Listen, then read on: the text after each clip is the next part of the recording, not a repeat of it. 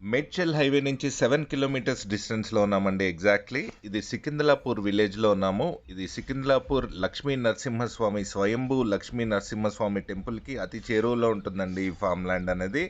ఈ farm land వచ్చేసి first phase 10 acres and second phase 10 acres అండి. 605 square yards each form plot అండి. ఇది మీరు చూస్తే కనుక ఇది ఆల్రెడీ ఫామ్ హౌస్ కూడా కన్స్ట్రక్ట్ చేసి ఉన్నాయండి కొన్నిట్లో.